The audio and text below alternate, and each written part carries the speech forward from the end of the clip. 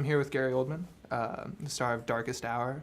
Can you tell me a little bit about the transformation you had to undergo, both physically and then also the way you nailed his dialect and his pronunciation, just everything? Can you tell me how you got to that point? Well, it was really surrendering to all things Churchill for the best part of a year.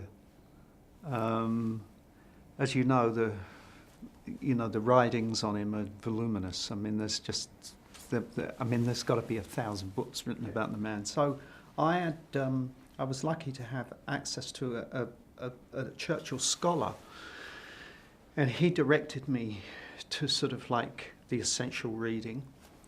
I looked at tons of footage of Winston, and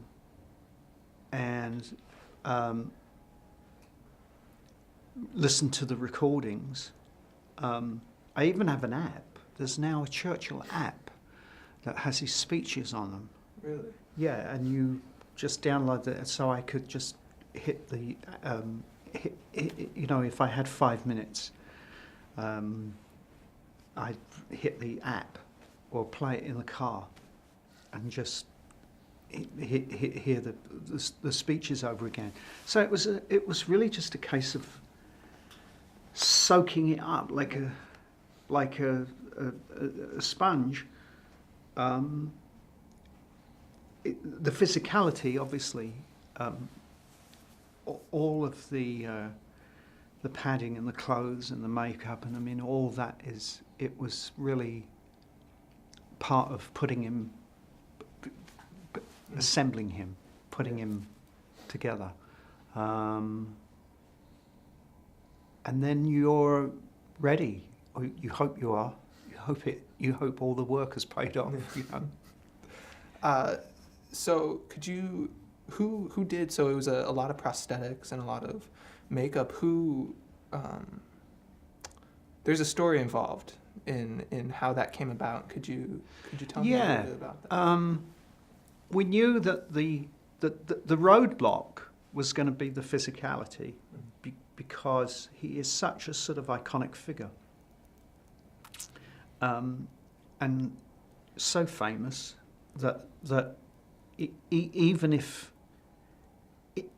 you don't really, even if you've never read a book or studied any of the sort of the war footage, the Pathé newsreels or anything like that, there's a lot of people that have an image of Churchill. They've seen a picture of him. So the physicality thing was a challenge. I had worked with a prosthetics makeup artist called Kazuhiro Tsuji, who was a sort of protege of Rick Baker, was in the movie business for a while, retired and became a fine artist. But luckily he was based in California, and his studio was about half an hour away from my house. So he was the man that I thought, if anyone could do this, then this is the guy who could pull this off to make it work. Because there's no CG involved or anything. So, I seduced him, persuaded him to come out of retirement and work on the film. I think there's going to be a few people knocking on his door now, trying to do the same. Are you familiar with a guy called Ron Muick?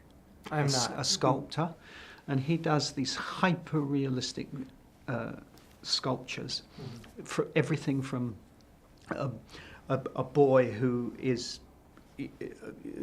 could the size of, could fill an auditorium, to little miniature figures, and they're all very realistic, and Kazu works in that way, where really incredible pieces.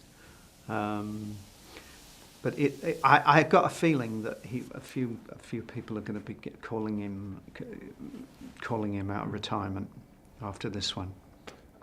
So moving into the actual filming process, you're a director yourself. You directed Nil by Mouth in 1997, Yeah. and Joe Wright has said that he's wanted to work with you for a long, long time. And what was that after you guys finally were able to work together? What was that collaboration like? It has been, it's been marvelous. It's actually been a real, true collaboration.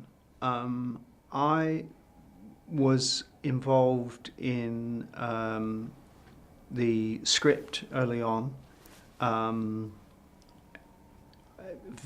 He was open to ideas and suggestions because each of us are doing our own kind of research. You know, there's Anthony McCartan doing his, there's Joe doing his, and there's me over here doing mine. And I would maybe find things or discover things and suggest just little textual things, you know, little that could maybe be incorporated into the script. It's rare on a movie that you have rehearsal, and we had 4 weeks rehearsal to really move the scenes, speak them out loud, see how they were working, making sure that we really understood what we were saying. You know, does this make sense? Is that confusing? You know, normally you get on a set, you know, and if there are those problems that present themselves, then it's while the clock is ticking, because you've got a crew and a camera that is idle while we're trying to work our way through something.